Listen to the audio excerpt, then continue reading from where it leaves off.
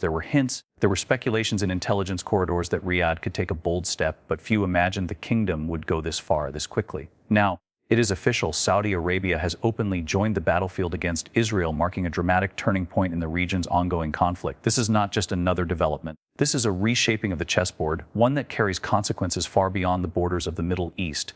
From the moment the announcement surfaced, the streets of several Arab capitals erupted in both shock and celebration. For supporters of the Palestinian cause, it was a moment of vindication, a powerful ally entering the struggle with not just words, but with decisive action. For Israel, however, it meant a new front had opened, a front they may not have fully prepared for, and a front with enormous resources behind it. The strategic weight of Saudi Arabia, the heart of the Arab world, the custodian of Islam's holiest sites, and a regional power with vast financial and military reach, cannot be underestimated. Sources on the ground suggest that Saudi involvement is not symbolic, it is direct. Military units, support equipment, and a carefully coordinated strategy are being put into place. Reports are emerging of joint coordination with regional fighters, new supply lines opening, and a flow of resources toward Lebanon and Gaza. Intelligence officials quietly admit that this step fundamentally alters Israel's war calculus. What was once a contained battle with scattered adversaries has now escalated into a broad Arab confrontation, and the timing could not be more volatile. Analysts are pointing out that Saudi Arabia's decision is not just a reaction to current events, but the result of months, if not years, of growing frustration with Israel's policies and with what many in the Arab world see as Washington's inability to hold its closest ally in check. Riyadh has long been cautious, maintaining a complex balance between public sympathy for the Palestinian struggle and backroom diplomacy with Western powers. But as images of devastation spread daily across screens and anger boiled on the Arab street, the pressure became too great to ignore. By stepping into the battlefield, Saudi Arabia has chosen to side openly with the resistance, and in doing so, it has sent a message not only to Israel but also to Washington: the old rules no longer apply. International reactions have been swift. In Europe, governments are holding emergency sessions to reassess their positions in a rapidly escalating war. In Washington, officials are scrambling to process what this means for American influence in the region, already weakened by growing mistrust and accusations of double standards. And in Tel Aviv, the leadership finds itself facing the nightmare scenario of being encircled by hostile forces with no clear off-ramp to de-escalation. What makes this moment particularly dangerous is the unpredictability of Saudi involvement. While the kingdom has immense financial power and a modernizing military, its role on the battlefield has historically been indirect. Now, the world is watching to see if Riyadh follows through with full-scale operations or continues in a supportive capacity. Either path carries risks. Direct combat could pull the kingdom into a prolonged war it may not want, while indirect support could still fuel a much broader conflict. For Israel, the uncertainty itself is destabilizing, forcing its military to stretch resources thin and prepare for scenarios that were unthinkable just weeks ago. One cannot ignore the symbolism either. Saudi Arabia's participation is not just about tactics, it is about identity, about positioning itself as the defender of Arab dignity at a time when many accuse others of doing too little. The timing, the scale, and the boldness of this step will echo across the region for years to come. Tonight, as the world takes in this seismic shift, the message is unmistakable: Saudi Arabia has entered the war, and nothing will be the same again. The movement of fighters into Lebanon is now the defining image of this new escalation, a sign that the conflict is not only spreading but intensifying with each passing hour. Eyewitness accounts describe convoys of armed men crossing into the region, their presence unmistakable as they move toward key strategic points. These are not isolated groups, this is a coordinated surge, with thousands of fighters arriving to bolster resistance lines against Israel. The momentum is building, and the Lebanese landscape is once again transforming into a front line. Local sources report that towns near the border are seeing an influx of these fighters, many of them hardened by years of warfare in different arenas. They bring with them not only experience, but also the determination of those who see this as a historic battle. From Syria to Iraq, from Yemen to beyond, fighters aligned with the broader Arab cause are converging, answering calls for solidarity and preparing for what they describe as a decisive stand against Israeli advances. Lebanon, long a flashpoint in the regional conflict, is now becoming the staging ground for a war that could engulf much more than its own territory. Israel is acutely aware of the danger. Intelligence assessments in Tel Aviv point to the growing complexity of a northern front, one that could stretch its military to breaking points. Already, Israeli airstrikes have intensified across Lebanon, targeting supply routes, communication hubs, and suspected command centers. Yet, despite these efforts, the flow of fighters continues, seemingly undeterred by the bombardment. Analysts suggest this is part of a larger strategy, one that relies on overwhelming Israeli positions through sheer numbers, persistence, and the use of terrain that has historically favored resistance movements. The symbolism of Lebanon cannot be overstated. This is the land where previous wars have tested Israel's strength, where past confrontations have carved unforgettable scars on both sides. For the Arab fighters entering now, it represents not just a tactical base but a symbolic arena where they believe history can be rewritten. Their arrival is meant to send a clear signal this time. The struggle is broader and the forces aligned against Israel are more united than before. On the ground, the atmosphere is tense but charged with a sense of inevitability. Villages are bracing for retaliation, families are fleeing to safer areas, and yet for many, the arrival of these fighters brings a sense of hope, however dangerous, that Israel will face resistance stronger than it has seen in years. The fighters themselves speak in resolute tones, declaring that they are not just defending Lebanon, but defending the honor of the Arab world, standing shoulder to shoulder with the Palestinians and carrying forward because that transcends borders. International observers are sounding alarms. The United Nations has already issued warnings of a potential humanitarian crisis if the fighting spreads further north. Aid agencies are preparing for waves of displacement as battles intensify. But beyond the humanitarian concerns lies the larger geopolitical fear that Lebanon could once again become the battleground for a proxy war involving multiple powers, with Saudi Arabia's entry and now the influx of fighters adding new layers of unpredictability. In Washington, officials are scrambling to assess how this will impact U.S. interests in the region. In European capitals, the debate is sharp. Should they call for urgent mediation or prepare for the fallout of another war on European shores through refugee flows and energy shocks? Meanwhile, across the Arab world, the narrative is clear. The fighters in Lebanon are being hailed as defenders of dignity, as those who are willing to confront Israel head-on where others have hesitated. A revelation has surfaced that has stunned Washington, Tel Aviv, and much of the world. A plot allegedly orchestrated from within Israeli intelligence circles to assassinate former U.S. President Donald Trump. It is the kind of disclosure that would normally be dismissed as unthinkable, but the level of detail now emerging leaves little room for doubt. Documents, intercepted communications, and insider accounts are painting a chilling picture of a strategy designed not only to eliminate a political figure, but to alter the course of American leadership itself. For Israel, long considered Washington's closest ally in the Middle East, the mere existence of such a plan is a scandal of historic proportions, one that threatens to tear apart the foundations of trust that have defined U.S.-Israeli relations for decades. Sources close to American intelligence admit that they were caught off guard. According to officials speaking under condition of anonymity, the plot was uncovered through a series of encrypted messages between high-ranking operatives detailing surveillance movements, target assessments, and potential operational windows. What makes the story even more explosive is the timing. The plan reportedly was to be carried out before the next American election cycle, ensuring that Trump's political comeback would never materialize. The aim, as suggested by these documents, was not simply revenge or retaliation. It was about controlling the future of American foreign policy, making sure it remained aligned with Israel's interests, even if it meant removing a sitting or former president. Analysts say this revelation has shaken Washington like nothing else in recent years.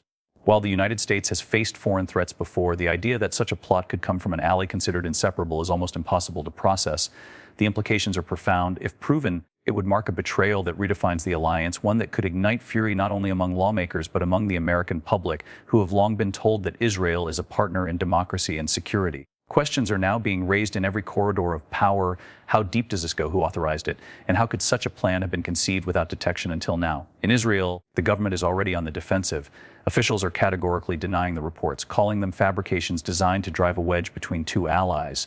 Yet the denials are doing little to ease the storm. Critics argue that the level of coordination described in the leaked materials is too sophisticated to be dismissed as rumor. Moreover, the revelations arrive at a moment when Israel's global reputation is already under strain, accused of overreach in its military campaigns and facing mounting international condemnation. For many observers, the alleged plot looks less like an outlandish claim and more like a desperate act born from fear of losing influence over American policy. Meanwhile, Trump himself has remained publicly restrained, but those close to him suggest the former president is furious, convinced that his political survival is under attack from forces far beyond his domestic opponents. His supporters are demanding answers, calling for full investigations and warning of dire consequences if the evidence continues to hold. In a polarized America, this revelation could ignite new divisions, with some seeing Trump as the victim of an international conspiracy and others questioning why Israel, of all nations, would take such a drastic step. Across the world, reactions are mixed. In Arab capitals, the news is being seized upon as proof of what they have long claimed, that Israel will stop at nothing to pursue its interests. In Europe, leaders are quietly panicking, realizing that if the United States begins to question its ties to Israel, the entire balance of Western alliances in the Middle East could unravel. And in Moscow and Beijing, the revelation is being carefully studied, likely seen as an opportunity to exploit the cracks in America's most vital partnership. The political atmosphere in Washington is now reaching levels of uncertainty not seen in years, with speculation intensifying that before January, the United States could see a new president installed under extraordinary circumstances. It is a storm fueled not only by the revelations of an Israeli plot against Donald Trump, but also by the growing sense that his hold on the presidency, or even his political survival, is hanging by the thinnest of threads. In a capital already fractured by deep divisions, whispers of forced transitions and emergency measures are now growing louder. raising questions about stability in the world's most powerful nation. Senior lawmakers are holding closed-door meetings, intelligence chiefs are briefing select committees, and behind the scenes, discussions are unfolding about what this all means for the constitutional order. For Trump's allies, the idea of him being removed, or worse, before January is being painted as a political coup, one that undermines the will of the people and shatters the very foundation of American democracy. But for his critics, the revelations only prove what they have been saying all along, that Trump is too volatile, too compromised, and too dangerous to remain at the helm while the nation navigates its most precarious foreign crisis in decades. The timing could not be more volatile. With war raging in the Middle East, with Saudi Arabia and Israel now on opposite ends of a direct confrontation, and with fighters streaming into Lebanon, Washington's leadership vacuum could not have come at a worse moment. Allies in Europe are watching nervously, unsure of whom to trust in Washington, while adversaries in Moscow, Beijing, and Tehran are sensing an opportunity to exploit the chaos. If America is distracted by its own leadership crisis, its influence abroad will weaken further, and the ripple effects could be catastrophic for the global order. Trump's inner circle insists he will fight on, that he will not yield under pressure, and that any attempt to force him out before January will ignite a political firestorm across the nation. They point to his loyal base, millions of Americans who believe he is being targeted by conspiracies, both foreign and domestic. Already, rallies are forming, voices are rising, and the possibility of unrest on American streets cannot be ignored. For Trump's opponents, however, the argument is simple: America cannot afford instability at the very top while facing both internal turmoil and international threats.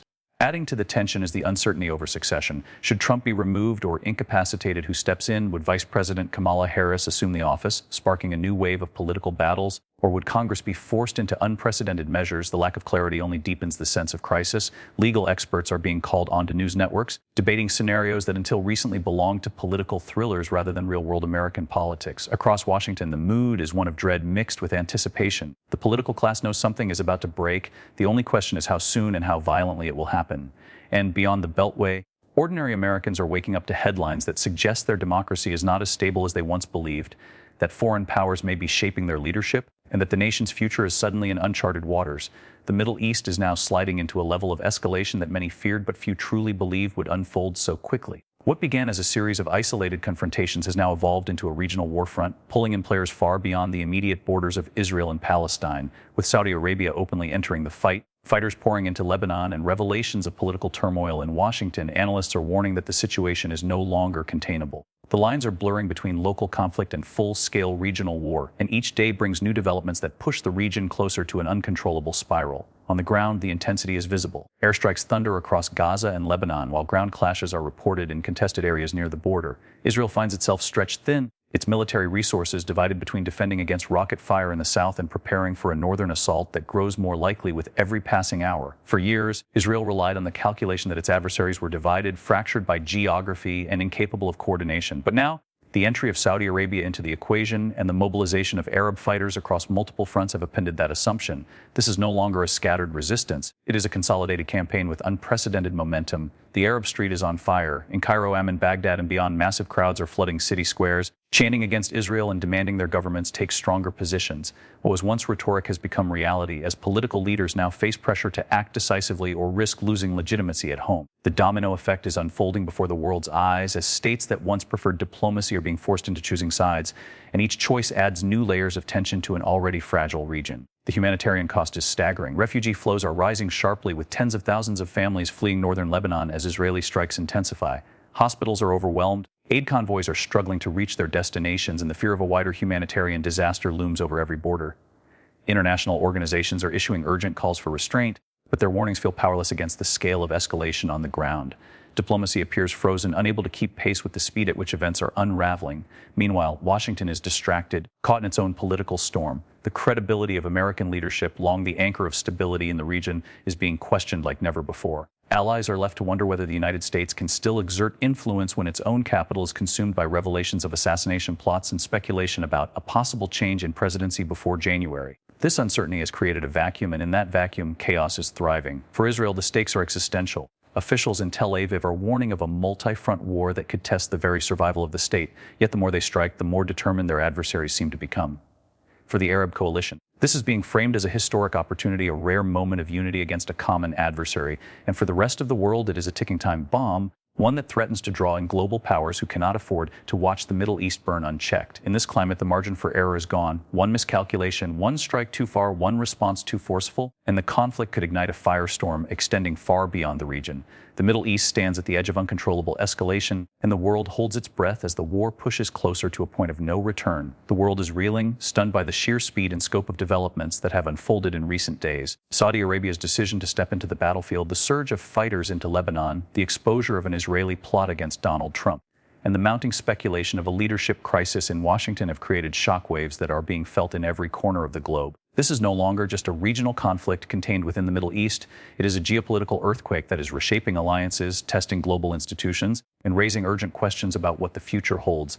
In capitals across Europe, leaders are holding emergency consultations, grappling with the implications of a war that could disrupt global energy supplies, fuel mass migration, and ignite waves of unrest at home. The streets of Paris, Berlin, and London are already seeing protests as citizens demand clarity from their governments on how far they will go in supporting Israel or distancing themselves from the conflict. For the European Union, the stakes are high. Economic stability is directly tied to Middle Eastern energy flows, and a prolonged war threatens to send prices soaring and markets into turmoil. In Moscow and Beijing, the mood is calculated but opportunistic. Russian officials are studying the fractures between Washington and Tel Aviv, sensing an opening to expand influence in a region long dominated by the United States. Beijing, meanwhile, is carefully balancing its ties with both Riyadh and Tehran, preparing to leverage its role as a global broker if the war widens further. For both powers, the chaos represents not only risk but opportunity, an opportunity to weaken America's hold on the Middle East while positioning themselves as indispensable players in whatever resolution eventually emerges. Meanwhile, in the United Nations, voices are growing louder for an immediate ceasefire,